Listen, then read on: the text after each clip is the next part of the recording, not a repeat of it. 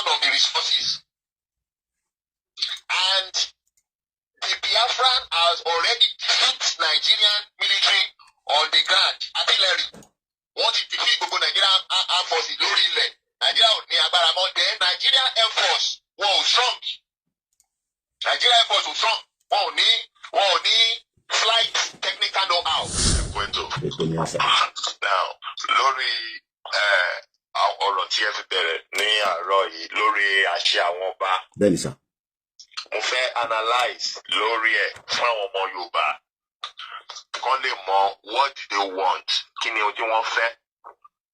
Because we've listened to discussions àwọn ọmọ Yorùbá on different platforms. Àwọn kan tiẹ̀ ní pé wọ́n bá gba Yorùbá nation wọn ò fẹ́ ọba mọ́ kán cancel ẹ̀. Àwọn kan ní pé àwọn kan ní pé a máa wá dá àṣẹ padà fún àwọn ọba wa. So all these different policies, all these they come with different system of government. So I need more system of government that fẹ́ lò. UK bẹ́ṣẹ̀rí yẹn òfin wà tó ń guide the operation Queen àti òfin yẹn náà ni ọmọ yìí lò King Charles. For example, one of the law òun ni bàbá yẹn sọ nínú interview tẹ́ lọ ṣe fún wọn nígbà yẹn tó ní pé wọn kì í allow ọba wọn that is the Queen nígbà yẹn to shake hand with black. Kò dàbí àwọn tó bá ti wá gbogbo èèyàn ló máa gbọ́ owó ẹ̀ ẹlòmíì gan àmọ́ ọwọ́ tó fi ń ṣèkọ̀ bá wa mo gbọ́ yín bishop. So it's one of their rules. Thank you. So wọn kàn dédé behave like bí a ṣe gbé àṣẹ lẹ̀ fáwọn ọba wa bí tán ní ọba bá lórí gbogbo ọba lè gbàyàwó níyàwó tán ṣe kiri bí ọba lè gbalẹ̀ onílẹ̀ àǹkó. No, that is not what they do. That is the rules and they abide by that rule. Somebody go out of that. They can't even go out of that. Ẹni tó pàṣẹ fún kó ṣe olórí royal guard ló máa insist ló máa gbé ọba àbíkún ìwọlé ló máa lọ advice ẹ̀. Tí ò bá gbọ́ wọ́n máa fi sí room arrest ni wọ́n máa sọ pé kún ẹ̀ sick wá ló sick. Wọ́n máa tọ́jú ẹ̀ títí tí nǹkan correct ẹ̀ fi máa wọ̀ lórí. Wọ́n máa sọ pé ó sick ni. Wọ́n ò ní carry out wrong instruction yẹn. So they did not reduce their intellectual dignity to zero, making them to be an ordinary animal. They function to defend the institution, the royal institution, and their land. Ilẹ̀ Yorùbá ò níyẹn. We put our sovereignty in the hand of one man. And that is wrong. Either the king, the same thing no affect our lórí presidency system. There is no rule of law. Whoever is the president is the law. That is lawlessness. It is not possible because human being is not 100% perfect. He may be depressed. He may have mental imbalance at the time. And that is the person you put your sovereignty into his hand. If he's making decision at the time of that depression, you will also fight. So let me quickly now go into we have types of government and also we have forms of government. Types of government is different, forms of government is different. Now, normally type of government, we can say federalism, where component units control, hold their resources and contribute certain percentage to the center. So we have countries in the world that do that. They control their resources, they control their everything, but they contribute certain percent to the center. But they are one. That's federalism. We have countries like US that does that. Canada does that.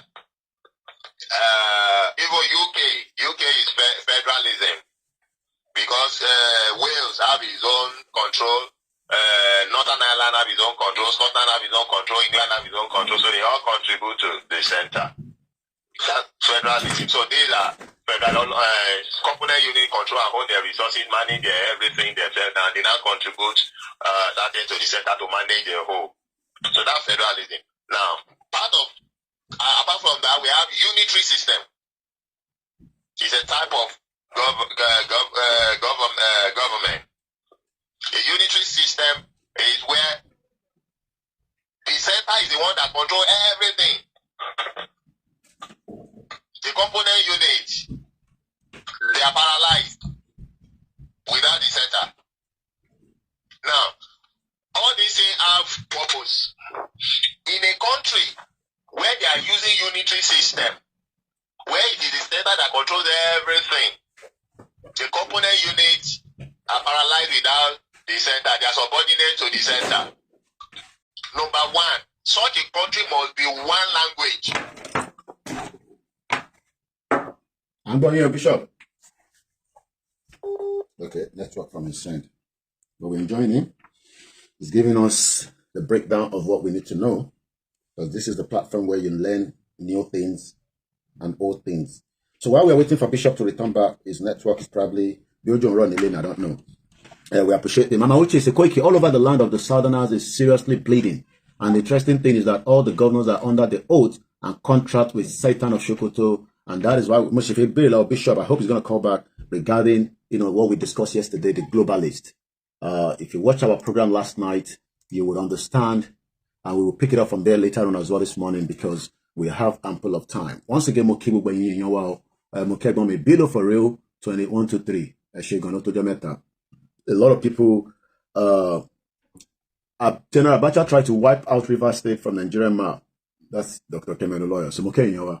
As we are getting prepared for Yawa code, Moki Ntiyewani, different part. Spell Uruka Midadao, Okikilekbeo, Koikini Monjeo. Instagram, we're going off, we're coming back because it's 1 hour. So in 24 seconds, it's going to go down. But it might take whatever. Once again, a very good morning and welcome to my Monday, the 24th of March 2025, as our campaign to self-determination moves forward. Moki, Mr. Bamidele Moki, Itewani, Ekiti, Lekonse, appeal to the two communities that are killing each other in Osun State to please Kowoti, Awon, Iyawa on the both side, Ewoti, Awon Mokekeke from the both side. I know that Kosibi actually solo sobo. Everybody will always have something to say. Yeah? You sure? Yeah. Don't come back and take it again. Okay. So I think we'll have Bishop coming back, and let's quickly go back to Bishop. Yeah, Bishop, you're live back. Go ahead. Thank you. Yeah, network. So such a country, as I was saying, that is using unitary system, must be one people, one language people. Even though the unitary system, that is one people, one language people. Number two, condition. Such a country using unitary system should not be a very big country. Should be a small, geographical located country. So what do we know? What is the meaning of the unitary system? Because our lost school, we don't know. Can you break it down? No more explain. More break it down again. All right, sir. More explain. So number one, it should be a small country. Number two, it should be one homogeneous people. One homogeneous being a yakan, a dekan, Now, unitary mean we pay ìjọba ibẹ̀. Òun ló ṣàkóso lórí gbogbo ilẹ̀ ibẹ̀. Àwọn ìlú kéréje tó wà lábẹ́ ìlú yẹn wọn ò láṣẹ lórí ara wọn. Wọ́n gba àṣẹ lórí sẹ́ńtà. Ìyẹn náà pè ní unitary system. Now, irú ìlú bẹ́ẹ̀ yẹn kò gbọdọ̀ jẹ́ ìlú tó tóbi. Òfin àkọ́kọ́ nìyẹn. Number two, irú ìlú bẹ́ẹ̀ yẹn ó tó láti jẹ́ ìlú tó jẹ́ pé ẹ̀yà kan náà ni wọ́n, èdè kan náà ni wọ́n. That is it. If not, system yẹn kò lè ṣiṣẹ́, wọ́n máa ní problem. If not, system yẹn ò lè ṣiṣẹ́, wọ́n máa ní problem. This are the dilemma of Africa imbibing different system of government to their this without studying their own nature. So the unitary system is for a country who is number one small in geographical nature. Number two, they are homogeneous. Ẹ̀yà kan ni wọ́n. So that center yẹn kò ní jìnnà sí aráàlú. But tó bá jẹ́ ìlú tó tóbi ní center yẹn ti máa jìnnà sí aráàlú, ó lè wà ní ẹgbẹ́ wà l'Abuja kó máa control nǹkan tó ṣẹlẹ̀ lẹ́kọ̀ọ́ kò possible. Ó wà l'Abuja ó fẹ́ máa control nǹkan tó ṣẹlẹ̀ ní Calabar kò possible. So there will be a problem. So such a system is not for a big country. It's for a small country. And number two, if that country is one language and one people, that unitary. Now, the federal Timoso Lakoko, the federal unity center, to the center, committee, gbogbo àwọn component unit, àwọn ìlú kéréje tó jọba nínú ìlú yẹn, wọ́n ní àṣẹ lórí ilẹ̀ títí wọn lọ́tọ̀ọ̀tọ̀. They control their resources, they control their amenities, they control their fiscal policies, their everything. They now contribute the certain to the center. So wọ́n dá ìṣàkọọ́lẹ̀ sí center láti máa manage the military for security, health for international, other for international relations for all of them and all other things. So, but component unit yẹn àwọn ìlú kéréje nínú ẹ̀ wọ́n láṣẹ lórí ilẹ̀ wọn, wọ́n control ilẹ̀ wọn, wọ́n control ànímọ́lẹ̀. That is the federal system. Now, irú ìlú tó lo federal system bẹ́ẹ̀ yẹn, number one, á jẹ́ ìlú tó tóbi. That's number one. Á jẹ́ ìlú tó tóbi. Number two, á jẹ́ ìlú tó jẹ́ pé wọ́n ń ṣe èdè kan náà, heterogeneous people. Wọ́n ṣe èdè kan náà, wọ́n ń ṣe ẹ̀yà kan náà. So ọlọ́mọ lè dánmọ̀ yẹ pé then once you are operating like that, you can peacefully contribute to the center. The center will now be like umbrella for all of you. You know, there will be peace. And there is advantage for such a country to be great. Advantage in America low. Advantage in àwọn ìlú like Britain ni wọ́n lò. Even though Britain is not in the world there. So those are the purpose of types of government. Why they choose type of government. Nigeria here because Nigeria is federal system. Types of government. But nígbà táwọn ológun dé yẹn, wọ́n turn to unitary. Lórí kó gbàgbé ìrọsí àpò. Now nígbà tí bàbá wèrè yìí tó wà lórí oyè nígbà tó jagun Biafra. Go on. Nígbà tí Gowon gba ìjọba padà, kò yí unitary system yẹn padà sí federal. Ó kàn fẹnu lásán declare pé àwọn ti padà sí federal. Àwọn aráàlú bá dunnú. System unitary yẹn ní Nigeria run láti ìgbà yẹn Benin. The center to control everything.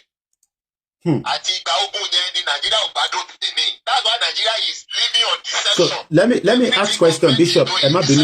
Emma Binu mo fẹ́ béèrè question because mo be a follow program globalist and Solana. Could it be an agenda that Gowon was allowed to run that pattern of government from the globalists, Latita, because I don't think he would have been able to control what he was doing on his own without the help of Britain?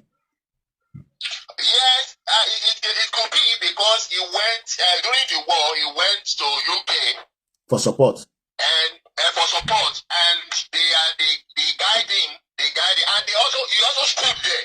He schooled in military war school. He schooled in UK, so he went there, and they are the one that could have even if they did not advise him when he took that step and did not return the fiscal policy back to the component unit to become a true federal system, and they continue like that, and they did not summon him or caution him to do the needful. It's because they have his support. They support him. Let me help you, Bishop. I've just picked up something. How Britain Labour government facilitated the massacre of Biafrans in Nigeria to protect its oil interests. This is declassified.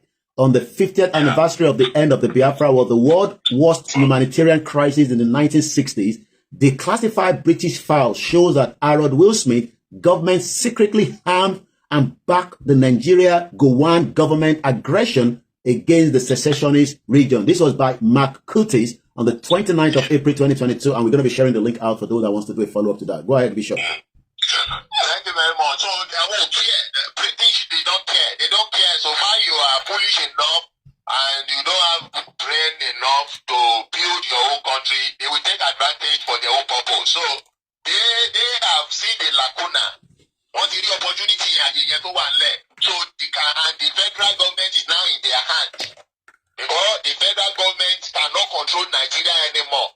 So they have run to them. So they are the one helping them. So they have support them in that lacuna so that they can exploit Nigeria without questioning without questioning or anything. Now, tó bá jẹ́ wípé àṣẹ wà lọ́wọ́ South or Port Harcourt, for example, or Bayelsa, for example, to control its resources, to manage it, and to own everything it's doing with the security and pay certain percent to federal government, UK ò lè wọ Bayelsa or Port Harcourt láti exploit the resources ìwọ̀n láíláí. But they have the backing of the federal. Nígbà tí àṣẹ ò sí lọ́wọ́ wọn tó jẹ́ federal ni, they have the backing of the federal to always let them go free.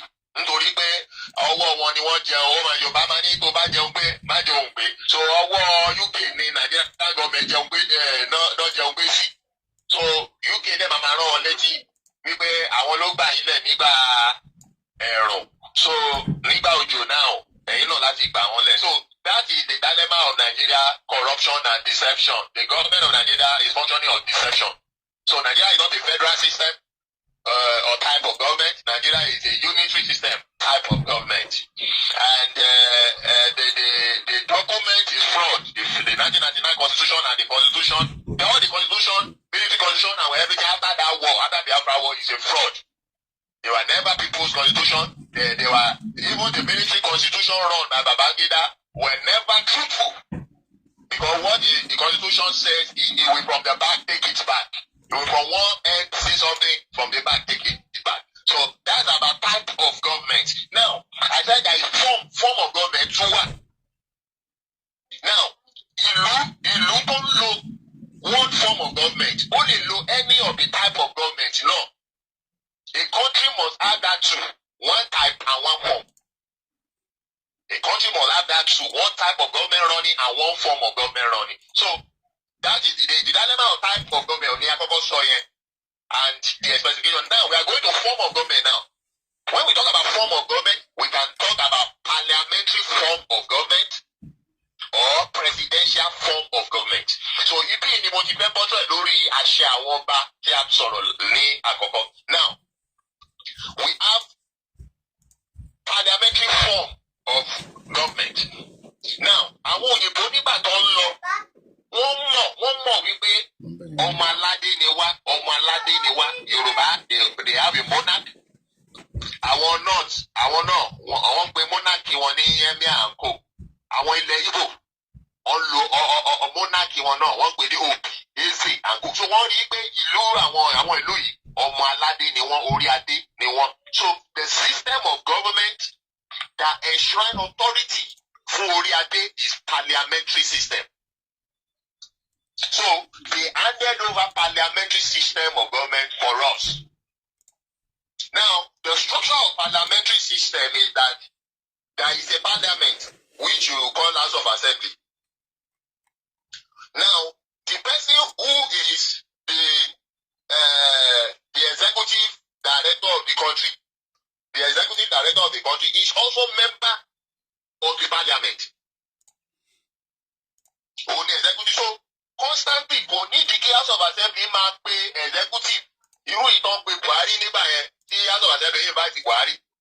Wípé kó wá sí National Assembly kó wá explain àwọn kan tí Attorney General sọ wípé wọn ò láṣẹ àti invite president. Kí kò wá.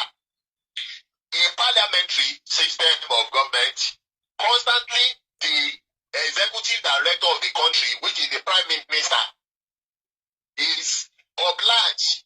It is part of his responsibility. Ó jẹ́ lára ojúṣe ẹ̀ láti máa wá sí parliament láti máa ṣàlàyé ohun tó ń ṣe bíi pé kéèyàn wà nínú ẹgbẹ́ kan kó jẹ́ pé ìwọ náà fi ṣe PRO àbí kinní kan. So nínú meeting ìwọ náà máa wá síbẹ̀ wá ṣàlàyé bẹ́ẹ̀ ṣe náwó nǹkan báyìí lẹ ṣe nǹkan báyìí lẹ ṣe tó gbogbo ẹgbẹ́ máa gbọ́ wọn á dẹ̀ so tó bá fẹ́ ṣe ní òfin ibẹ̀ náà lẹ ti máa sọ wọ́n á dẹ̀ vote wọ́n á dẹ̀ stamp ẹ̀ wọ́n ti fún ẹ láṣẹ direct láti inú parliament ibẹ̀ wọ́n á kàn jáde sọ́fíìsì wọ́n á lọ implement ẹ̀ ní kò sẹ́ni tó máa bẹ̀ lọ́wọ́ wò because you have the backing of the parliament, you are member of the parliament.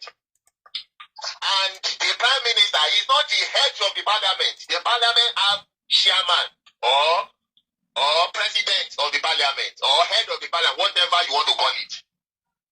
So like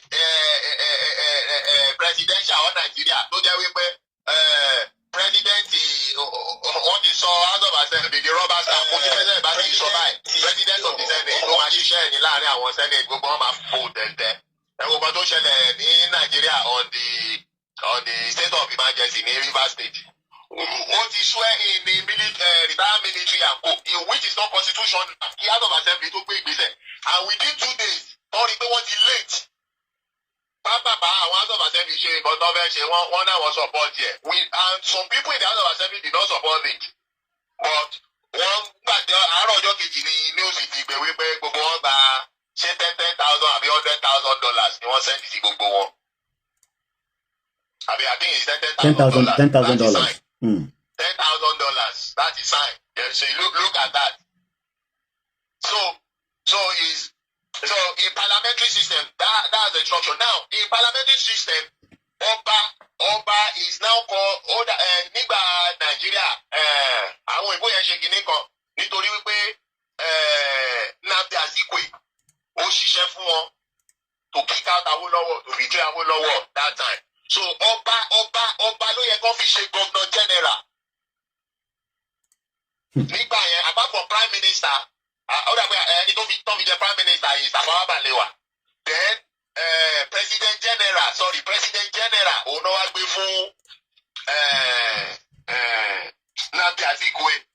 Wọ́n pè ní ceremonial president. Ìyẹn ni ẹni sọ̀rọ̀ síbẹ̀, ìyẹn ni Harold Wilson ṣe sọ pé nígbà tí wọ́n ṣe I think ìgbà tọ́wọ́n ìbò dé, ó ń béèrè níbo ni kíní tó máa gbé sára wà. Wọ́n sọ pé wọ́n kọ́ ni ọ̀gá. Tafawa Balewa ni làwọn recognize, wọ́n kọ́ làwọn recognize. Yeah, because ó wà nínú statement Harold Wilson. Tafawa Balewa is the prime minister. Why position president general yẹn ìkan nínú àwọn ọba ilẹ̀ Yorùbá ló yẹ kó jẹ́. Ibi tí parliamentary ti fún ọba ní àṣẹ nìyẹn. Ọba ni ó máa ń jẹ bó ṣe. Ní UK, tẹ́ bá dé UK, position yẹn ceremonial head yẹn queen. Now King Charles ló wà nípò yẹn now. So ní Nàìjíríà, nǹkan tí wọn ò bá máa wọ́n ti structure ẹ̀ nígbà yẹn, ẹni tó fẹ́ gbé fún nígbà yẹn òun náà ni Emir Sokoto nígbà yẹn. But wọ́n wá wò wípé tó bá gbé Emir Sokoto wọ́n á gbé fún ọba kan nílẹ̀ Yorùbá. Àwọn Yorùbá wọ́n ń bára wọn jà between Aláàfin àti Ọọ̀ni of Ifẹ̀, wọn ò rẹ́. Again, help me, Bishop. I just want to go back to Orok Gowon here because it's important that we continue to educate our ignorant.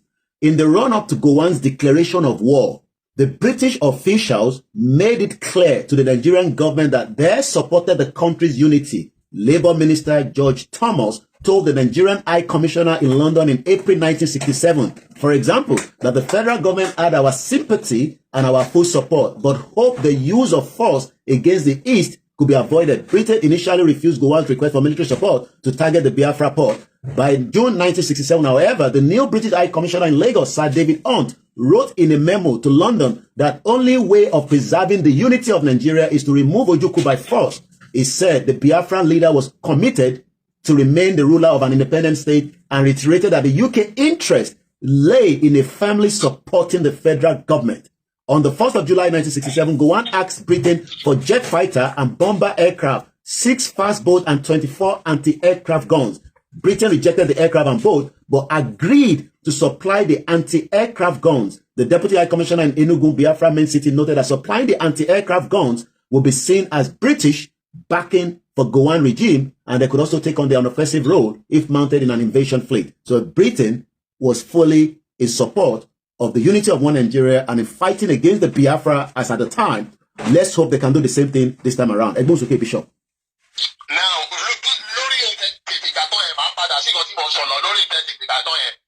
the interest of Britain is exploitation of the resources. And the Biafran has already hit Nigerian military on the ground, artillery. Wọ́n ti defeat gbogbo Nigerian armed forces lórí ilẹ̀. Nigeria ò ní agbára mọ́. Then Nigerian Air Force wọn ò strong. Nigerian Air Force ò strong. Wọn ò ní flight technical know-how. Àwọn Britain dẹ̀rẹ̀ wọn ò ní equipped flight láti wá fi bomb. Àwọn Britain wá lọ employ America. Àṣírí ẹ̀ tún when Bill Clinton said it. Bill Clinton is the one that said it. And Bill Clinton said he regret for doing that. Yes, I remember he said any video in lower. Yeah, they go apologize for a lot of wrong things. They said they were deceived, that they directly involved. Because America tí ó wá pé bomber flight wọn wá, wọ́n throw flight bomb wọn bí ẹ̀mejì. Àwọn artillery tó wá nísàlẹ̀, because America ò kì í ṣe nǹkan without investigation. Àwọn artillery tó wá nísàlẹ̀ ni wọ́n lọ investigate. Bishop, I might be new because when you talk, I always like to help you from here because I don't share any. Egbon ti Bill Clinton Sonny Banye. Our historic memory includes the notion that your greatest days were under Ivan, Peter the Great, and Catherine the Great. In other words, when you could control your neighbors. And people don't want to be controlled anymore. They want to be free to chart their own course. I'll never forget the first time a man with impeccable military credentials, the warden of Rhodes House, who was Viscount Montgomery's aide to camp in World War II, said, you know, you're going to have to leave Vietnam. For the same reason we had to leave Nigeria. We left Nigeria. There was a horrible war. 3 million people died. But we had to go, and you're going to have to go. And I said, why? He said, because they don't want you. You know, people want to chart their own course. They have to feel secure in their own identities. Then they have to have the courage to work with others. And Bishop, that was Bill Clinton, the former president of America, that has finally exposed the hidden story of how America, UK, Russia, Egypt involvement in the Biafra Nigerian genocide war. I hope that this time around, Trump will not be backing the globalist UK and the rest of the world against the Biafra, the Oduduwa, and the Ijaw people that wants to leave the shit old jungle. Trump, America will not be deceived again because America is on the ground investigating. And America is on the ground involving in all the shenanigans that's happening in Nigeria. Ohun, there is America now, including how America AIDS was using to sponsor terrorism in Nigeria. Trump exposed it. So America will not be deceived this time. America already knows what's happening. And possibly America will instruct UK not to get involved. If not, UK too will be ravaged in that war. So if there is problem in Nigeria, UK should not think the problem will be happening in Africa. 75% of Africans in UK are from Nigeria. 75% of Africans in UK are from Nigeria. So if Nigeria caught fire, the entire UK will caught fire. I want UK know the bad one. Wow. So they can't dare to involve. They can't dare to involve. They can't dare. So let me get back to the forms of government that I'm not saying. I'm saying on parliamentary forms of government. So that's the structure of parliamentary forms of government. The president general is a king. Mostly àwọn ìlú tí wọ́n lò yẹn bóyá ìlú yẹn ọba ẹyọkan ló máa ń jẹ́ olórí ọba ní gbogbo ìlú yẹn. But ní Nàìjíríà nítorí a kì í ṣe ẹ̀yà kan náà. So oríṣiríṣi ẹ̀yà wà rẹpẹtẹ, olórí ọba wá pọ̀ rẹpẹtẹ. So that is not a problem. Ó yẹ kó máa rotate ẹ̀ ni, but as at then, ìkùnsínú wà láàárín àwọn ọba náà. Àwọn náà tó ní problem. Ẹ̀mí Ọ̀ṣọ́gbó ló yẹ kó fi ṣe. But nítorí pé prime minister náà ló ti wá. So they look at Yoruba, but they are afraid of Awolowo. Kó má tó influence àwọn ọba àlọ́ ẹ̀ as gẹ́gẹ́ àárín Ọọ̀ni àti Aláàfin nígbà yẹn àárín wọn ògún. So they don't know who to choose. And in Igbo, they did not have a strong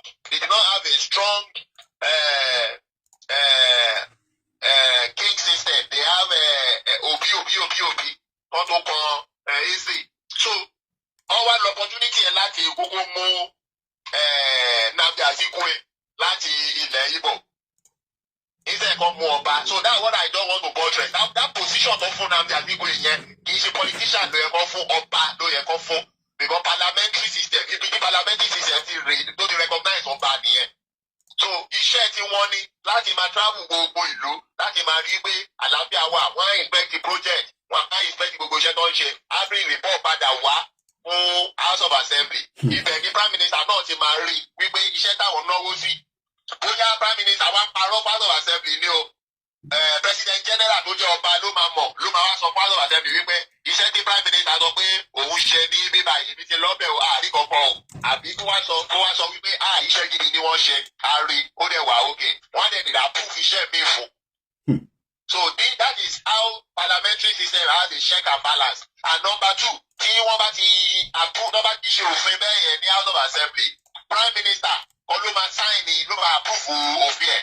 President general yẹn tó jẹ́ ọba king òun ló máa approve òfin tí House of Assembly ṣe yẹn. Then prime minister máa wá ṣiṣẹ́ lórí ẹ̀. That is how they have check and balance. That's how they have check and balance for parliamentary system. Then ẹ bá ní UK nǹkan tó ń lò nìyẹn gbogbo tí House Parliament bá sọ Queen ló máa approve ẹ̀ kí prime minister kó lè lọ ṣiṣẹ́ lórí ẹ̀. Tí prime minister tí Queen dẹ̀rí mo rántí nígbà yẹn tí Queen ló jẹ́ kó sọ pé kí woman yẹn tó jẹ́ former prime minister UK kó lọ resign. Nítorí ó sọ ó ní kó reduce àwọn òfin kan and I think UK is using about 26 that time. Àwọn articles òfin wọn kan àwọn articles òfin yẹn ìdẹ̀ ni ó jẹ́ kí àwọn bá wọ́n máa rí revenue nígbà yẹn tó fẹ́ kó ní pé ayé ti ṣe nǹkan council article méjì yẹn so UK can be using 24 articles as unwritten constitution mo ti ṣàlàyé constitution written constitution and unwritten constitution. Unwritten constitution did not mean that it's not written down. It's a legal term. When they say unwritten constitution, it means that the constitution is more than one book. UK use 24. That is unwritten constitution. Sweden use 16. That is unwritten constitution. But Nigeria is just one book. That is written constitution.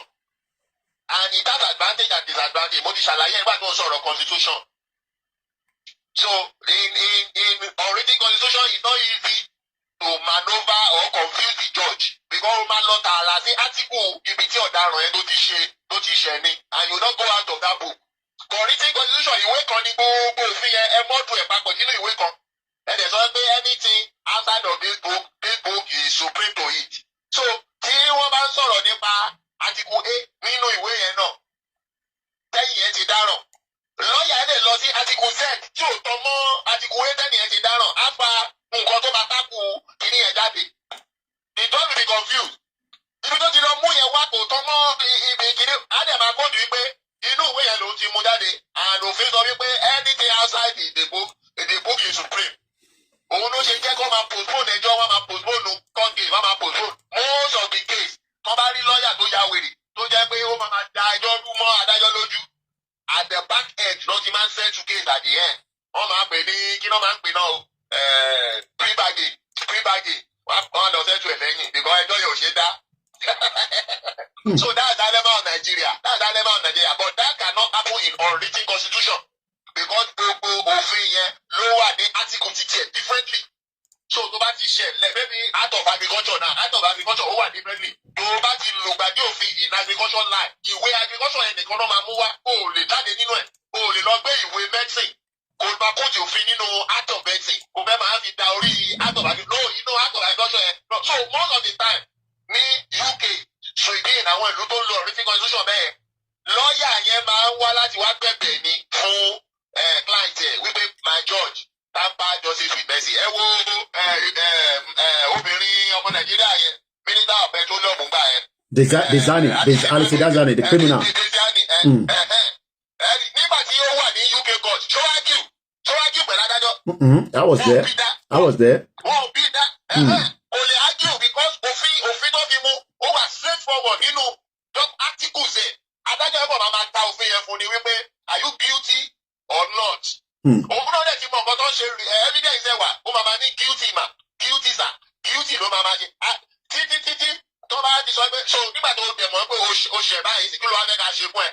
Ibẹ̀ ni lọ́ọ̀yà ti máa dìde wípé olúwa mi ẹjọ́ àṣìṣe ni client mi ṣe àṣìṣe ni. Well, I mean, she's still she did November kó tó wá sí court. She's currently on a 70,000 bail. She's also a flight risk. Ó lè sá lọ. So àdẹ̀fẹ́ kó sá lọ. So at the electronic tax lẹ́sẹ̀ bí ṣe bá ń sọ̀rọ̀ bishop. At 11 o'clock she cannot leave. Oh, bíbá àti ìyá ẹ̀dá kó jáde nulẹ̀ ẹ̀. Tó bá jáde iná electronic tag yẹn ó máa lọ sí the nearest police station tó connect ẹ̀ mọ́. Because she's a flight risk. I was there at the court when she submitted her passport because she wanted to put 30,000 pounds down. The judge said no. She put down 70,000 pounds. No submit to court. Get to continue, Bishop. Let me go back again to the Nigerians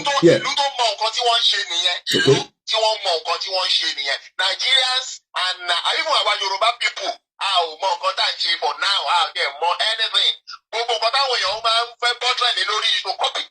Copy with that essence. You need to, it has purpose. And the structure that it's meant for, it must have purpose and structure that it's meant for. It's not just Jack and Harry. So you must know what the government and the type of government or the form of government you are using or you want to use is meant for. So you know I saw the last one here, which is presidential form of government.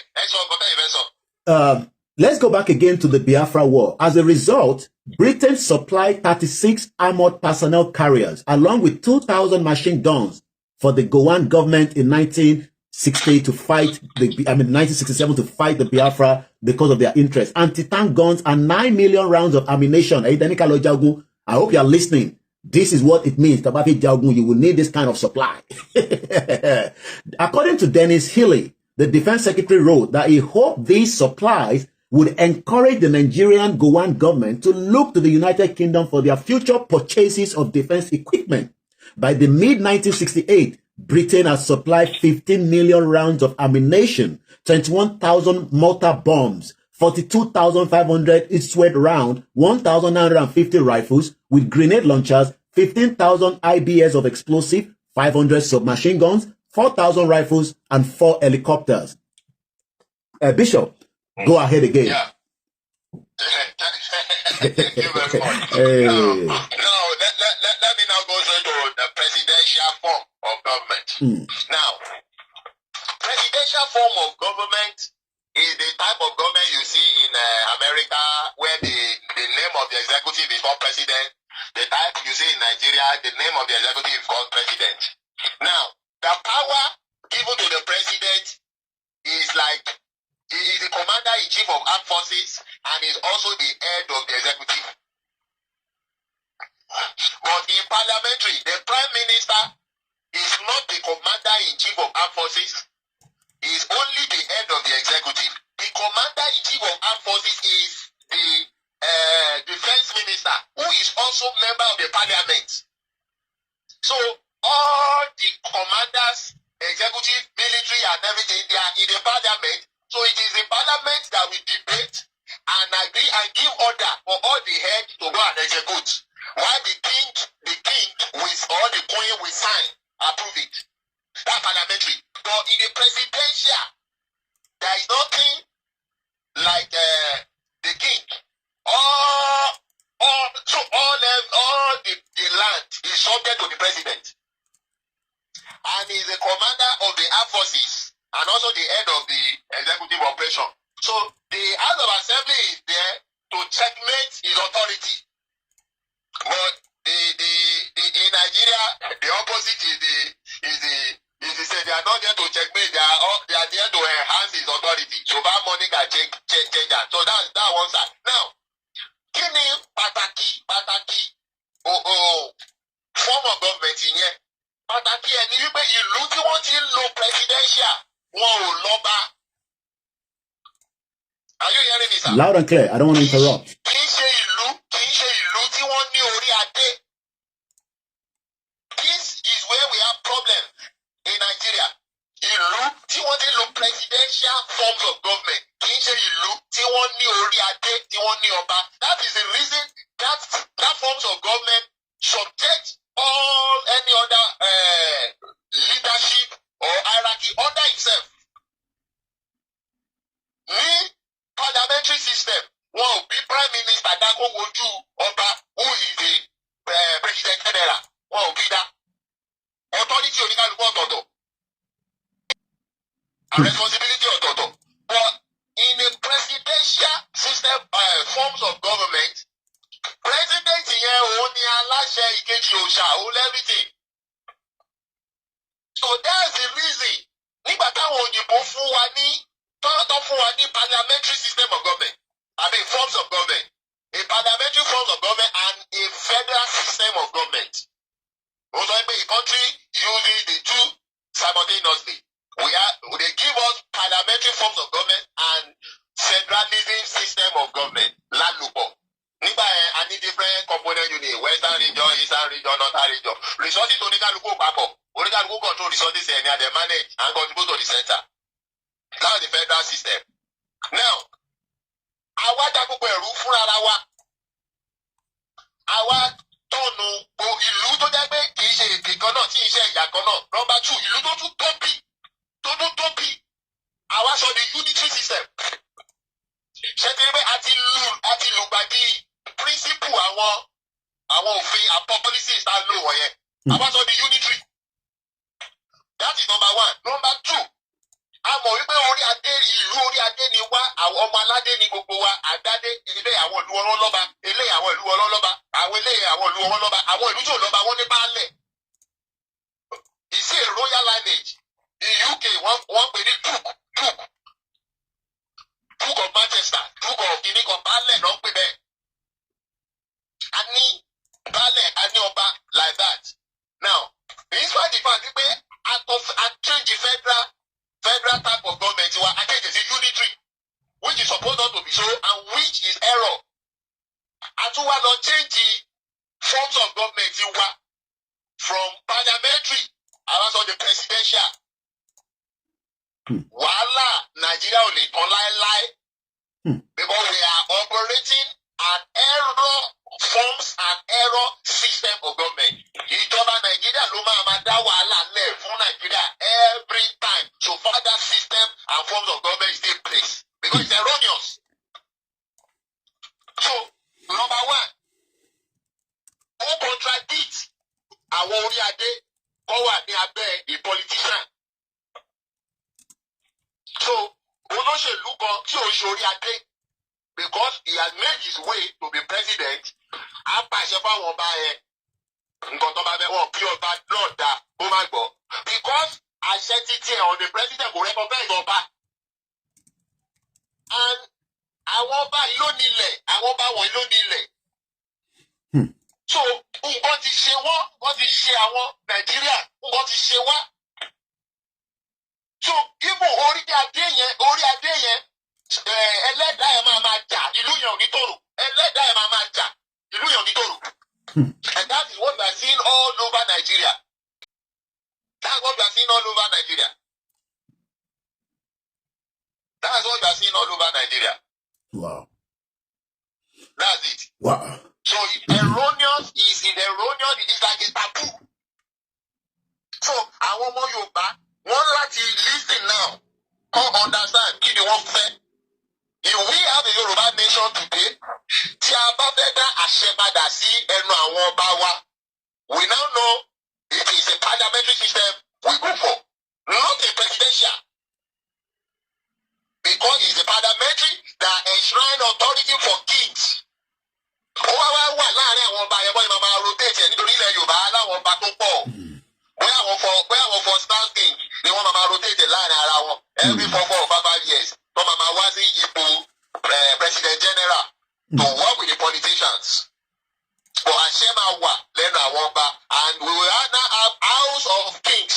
Tó jẹ́ pé àwọn ọba máa meet, wọ́n máa ṣe, wọ́n máa vote láàrin ara wọn, wọ́n máa ṣe àpéjọrò. So ìlú àtúbà àtúnṣe. But if you say we want the presidential forms of government, what you are saying is that ẹ̀fẹ̀ council gbogbo orí adé. So you need to stand for that. Tó bá jẹ́ ìtẹ́fẹ́ ṣe nìyẹn. Ẹ ò gbọ́dọ̀ gbé presidential sílẹ̀. Kẹwàá tún sọ pé àwọn ọba máa jẹ. Ẹ fẹ́ fún àwọn orí adé sábẹ́ olóṣèlú nìyẹn. It cannot work. That is the mistake of Nigeria. We should not repeat that again. Check that it clearly. Loud and clear. So àwọn èèyàn wa also máa ń lọ léèwé ni wọ́n ò mọ̀wé. There is different of you going to school and know what to study. There is different of you you just carry certificate and know what you can defend the certificate. Àwọn èèyàn wa kọ̀ kàwé ni wọ́n ò mọ̀wé. Ìyàn kan bẹ̀rẹ̀ bishop ẹ jẹ́ ká try láti ṣé ó possible somebody is asking that with the kind of kings that we have now, Ohun suggests that we shouldn't go to them, we shouldn't give power back to them. It would be difficult and more complicated. That's number first question. The second question coming again is Malaysia king, they rotate every 5 years.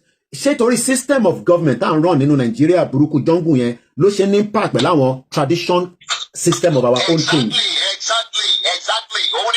ṣàlàyé lẹ́ẹ̀kan yẹn wípé àwọn orí adé yẹn náà máa jà wọ́n máa misbehave àṣẹ wà lórí ọba àwọn adé tó ń dé wọn yẹn àṣẹ wà lórí ẹ̀ it's wrong kọ́ gbé wọn sí abẹ́ àwọn tó wà lábẹ́ wọn. And expecting a successful outing from them. Expecting a good result. No. Ó lè ṣe rí àwọn ọba tó lọ ń ṣògo owó, àwọn ọba tó ń fa àwọn èèyàn ṣe tutù, wọ́n fẹ́ lówó, wọ́n fẹ́ ní moral láti control authority to confront somebody that they felt is overriding them, which is not necessary, in which they did not think about before. Ọba òwòrì nípa owó tẹ́lẹ̀ náà, wọ́n máa gbọ́ owó wá bọ́ bá ní náà. Ọba kan máa bàṣẹ ní ẹtú ọ̀nà iṣẹ́ àwọn tó máa tún ṣe wọ́n máa come out in the society wọ́n máa tún ṣe. The joy of the king is to see the subject prospering. Wọ́n lè máa kábíyèsí inú wọn máa dùn. Wọ́n máa ní òkè ìlú mi adúlélẹ̀ tó wọ bíbá ẹ̀ jẹ́ ká tún palẹ̀ yẹn láró táwọn èèyàn wá tún wọ bẹ̀ wọ́n máa ní ìdùnnú ọba nìyẹn. But that has changed now because ọba ní depression.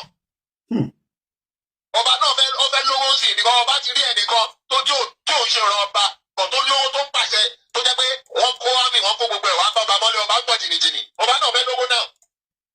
So nǹkan burúkú máa jálù nǹkan burúkú ni nǹkan burúkú máa jálù nǹkan burúkú ni. It's wrong. So òun ni mo ṣe ní Yorùbá people should decide now. Do you want the institution of king to continue? If you want the king institution to continue, it's the parliamentary system that we're going to use. But if you don't want the king institution to continue, you can go for presidential, there's no problem.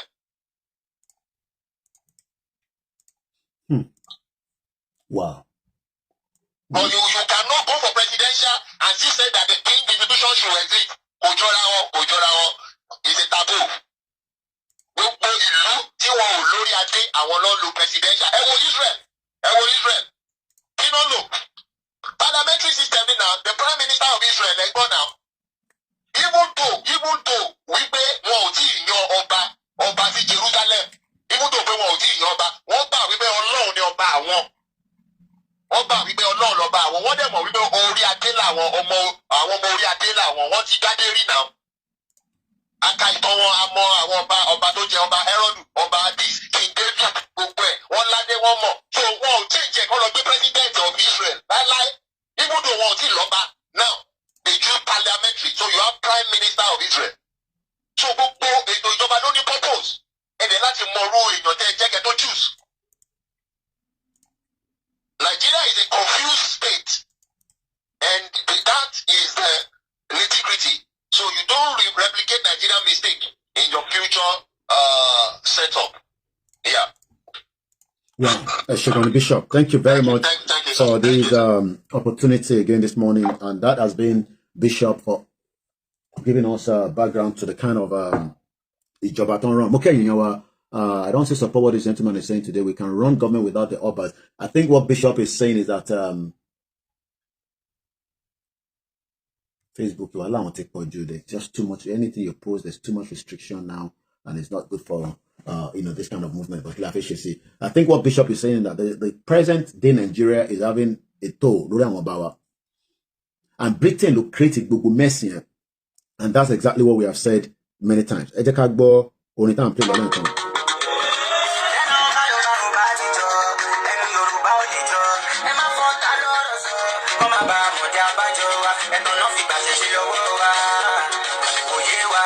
Moke Abdullahi, good morning, Carol.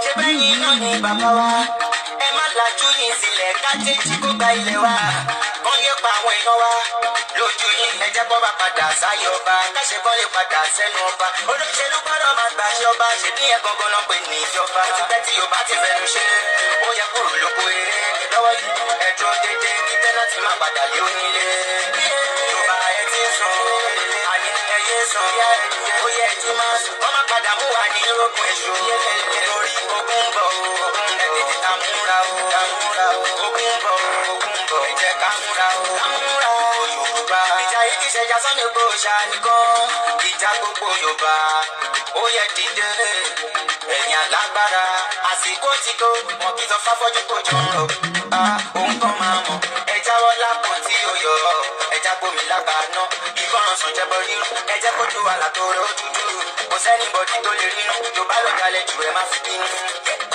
ẹ̀rù mi ló Yorùbá gbogbo Yorùbá ẹ̀rù mi ló. Okay, gbogbo èèyàn wa Mr. Alade Shakiru ẹ káàárọ̀. Good morning to my brother Omobolaji Abdullahi. Àwọn ẹdín mélòó lé nítorí àwọn àtàgbà ká lè máa kà mọ́ ẹ̀yin tẹ́ ń gbà mọ́ kẹ́yìn tẹ́ wà ní orí Instagram. Ọ̀pọ̀lọpọ̀ ọmọ Yorùbá tí à ń kéde fún àsìkò yóò ń ṣàsìkò tá tún máa sọ pé ká lọ dìbò fún àwọn olóṣèlú. They are criminals, and I hope this time around Britain will prepare for the war against the Yoruba and the Biafra and the Ijaw. Ìlú mẹ́ta ló gbọ́dọ̀ bájà. It's no longer Biafra anymore. I'll be telling you how Britain Labour government facilitated the massacre of Biafrans in Nigeria to protect its oil interest. That is coming from Declassify UK. Also on the Guardian newspaper in the UK, buried for 50 years, Britain's shameful role in the Biafra war.